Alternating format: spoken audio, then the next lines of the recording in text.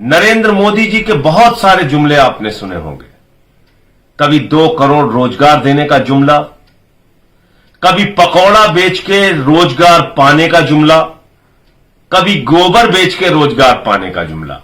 जी हां, गोबर बेच के रोजगार। और उस वक्त ही मैंने कहा था कि जिन लोगों के दिमाग में ही गोबर भरा है वो आपको रोजगार नहीं दे सकते। वो हमारे आपके दिमाग में भी सिर्फ और सिर्फ गोबर डाल सकते हैं। पहले मोदी जी का ये उत्तर प्रदेश के चुनाव में किया गया आपके साथ वादा सुनिए और फिर आगे की बातें करते हैं। ये सुनिए। भाइयों बहनों, जो पशु दूध नहीं देता है उसके गोबर से भी आय हो, ऐसी व्यवस्था मैं आपके सामने खड़ी कर दूंगा भाई। और एक दिन ऐसा आएगा कि छुट्टा जो पशु है ना, लोगों को लगेगा यार घर में इसको बांध लो, इससे भी कमाई होने वाली है। सुन लिया आपने? ऐसे तमाम जुमले जब मोदी जी आपके सामने बोलते हैं तो आप अपने दिमाग पर जोर नहीं देते। आप चिल्ला चिल्ला के नारे लगा रहे होते हैं, तालियां बजा रहे होते हैं, जिंदाबाद कर रहे होते हैं कि चलो अब पकौड़े से रोजगार मिल गया, चलो अब गोबर बेच के हम रोजगार कमाएंगे, चलो अब 2 करोड़ नौकरियां हिंदुस्तान के नौजवानों को मिलेंगी। ऐसे तमाम जुमलों के वक्त या जुमले सुनते वक्त आप अपने दिमाग से बिल्कुल नहीं सोचते, बल्कि नारे लगाने लगते हैं, जिंदाबाद करने लगते हैं, लाइनों में लग के वोट देने लगते हैं। और कई नौजवान तो यहां तक कहते हैं भीख मांग लेंगे लेकिन वोट मोदी जी को ही देंगे। लेकिन मोदी जी ने आपके साथ क्या किया? एक बहुत बड़ा विश्वासघात किया। हिंदुस्तान के 20 करोड़ नौजवानों के साथ एक बहुत बड़ा विश्वासघात किया। हमारे देश के सेना के गौरव को घटाने का काम किया। पिछले कई वर्षों से हमारे नौजवान प्रतीक्षा में थे। कोरोना के कारण सेना की भर्ती नहीं हो रही थी, यह सरकार की दलील थी। बार बार आपसे झूठ बोला जा रहा था, सेना भर्ती नहीं की जा सकती, नहीं की जा सकती। आप उसके कई वर्षों पहले से तैयारी कर रहे थे सेना में जाने के लिए। सेना की जो कुछ भर्तियां हुई भी थी उसमें आज के नियमों के हिसाब से भारी संख्या में नौजवान ओवर एज हो चुके हैं, यानी कि उनकी आयु सीमा खत्म हो चुकी है। अब कौन सी योजना आ गई? अग्निपथ योजना। एक बड़ा भड़काऊ सा, एक बेहतरीन सा नाम दिया गया, अग्निवीर। अग्निवीर बनो। कैसे अग्निवीर बनो? 4 साल सेना में जाके नौकरी करो। 4 साल, यानी सेना में भर्ती होने के लिए पहले तो आप 4 साल तैयारी कीजिए, अपने आप को सेना में भर्ती होने लायक बनाइए, फिर 4 साल वहां पर नौकरी कीजिए और उसके बाद आपको निकालकर बाहर कर दिया जाएगा। फिर बेरोजगारी का कटोरा लेके आप दर दर घूमते रहिए। यह योजना लाई किसके लिए गई है? यह योजना दो कारण आपकी जिंदगी में पैदा करेगी। या तो आप बेरोजगारी के कारण हताश होकर आत्महत्या करने के लिए मजबूर हो जाओगे, या कहीं किसी प्राइवेट कंपनी में सिक्योरिटी गार्ड की नौकरी खोज रहे होगे। यह प्राइवेट कंपनियों के लिए योजना लाई गई है।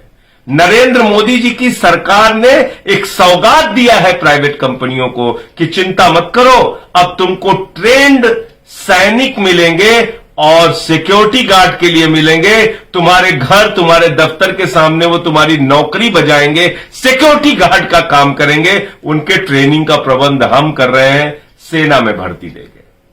अब सिक्योरिटी गार्ड के लिए प्राइवेट कंपनियों को ट्रेंड सैनिक खोजने की जरूरत नहीं पड़ेगी। 4 साल की ट्रेनिंग मोदी जी दे रहे हैं उनके लिए।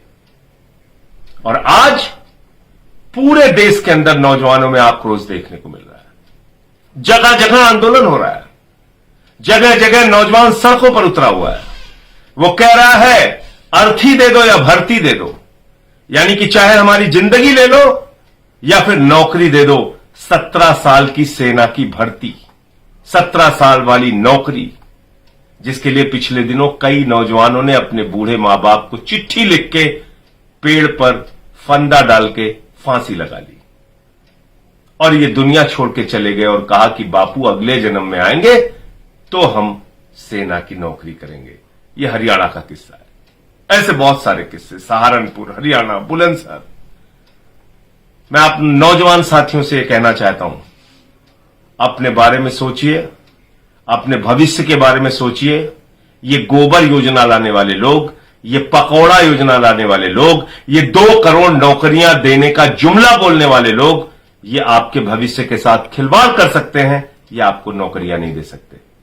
आदरणीय नरेंद्र मोदी जी ने ये जो नियम लागू किया है, ये देश के सेना के गौरव को भी घटाएगा, क्योंकि 4 साल की नौकरी के लिए अगर कोई आदमी वहां पर सेना में अपनी सेवाएं देने के लिए जाएगा, उसके अंदर ना वो भाव रहेगा, ना निष्ठा रहेगी, और 25% की जो आपने लोगों को कंटिन्यू करने की जो लिमिट रखी है, उसके कारण से पूरी ऊर्जा नौजवानों की इस बात में लग जाएगी कि वो अपने सुपीरियर अधिकारी को, अपने वरिष्ठ अधिकारियों को खुश कैसे रखें, जिसके कारण उनको 25% की श्रेणी में रखा जा सके। वो देश के लिए सेवा देने का, जान देने का, देश के लिए सीमा की सुरक्षा करने का जो जज्बा है, उसको मोदी सरकार ने इस फैसले से खत्म करने का काम किया है। ये देश के नौजवानों के पेट और पीठ दोनों पर लात मारने का काम नरेंद्र मोदी जी की सरकार ने किया है। ये एक ऐसा फैसला है जो काले अक्षरों में लिखा जाएगा। भारत के नौजवान, भारत के करोड़ों नौजवान देश के प्रधानमंत्री नरेंद्र मोदी को इस विश्वासघात के लिए कभी माफ नहीं करेंगे, क्योंकि इन्हीं नौजवानों ने नरेंद्र मोदी जी को अपने कंधे पर उठाकर सत्ता के शिखर पर पहुंचाया 2014 में, सत्ता के शिखर पर पहुंचाया 2019 में, और बार बार उनको नौकरियां देने का वादा करके विश्वासघात और धोखा किया गया। इसलिए नौजवानों से मैं कहना चाहता हूं, जागो, आप जागिए और अपने हक के लिए अपनी आवाज को बुलंद कीजिए। और मैं सिर्फ ये कहना चाहता हूं कि आज इस लोकतंत्र के अंदर हमारे पास लोकतांत्रिक ढंग से अपनी बात को कहने का अधिकार है, लोकतांत्रिक ढंग से अपनी आवाज को बुलंद करने, अपनी आवाज को उठाने का अधिकार है। उन अधिकारों का इस्तेमाल कीजिए, आपको आपका हक मिलेगा, क्योंकि किसान जो 1 साल तक सड़कों पर बैठा रहा, उसके सामने सरकार को झुकना पड़ा। मजदूर जब अपने आंदोलन के लिए, एक लंबी लड़ाई के लिए घर से निकलता है, सरकार को उसके आगे झुकना पड़ता है। मुझे पूरी उम्मीद है नौजवानों के आगे भी इस देश की सरकार को झुकना पड़ेगा, और ये एक जो युवा विरोधी फैसला सरकार ने लिया है, करोड़ों नौजवानों को धोखा देने का काम जो किया है, 4 साल की भर्ती और उसके बाद उनको बाहर का रास्ता दिखाने का जो फैसला लिया है, ये फैसला वापस होना चाहिए।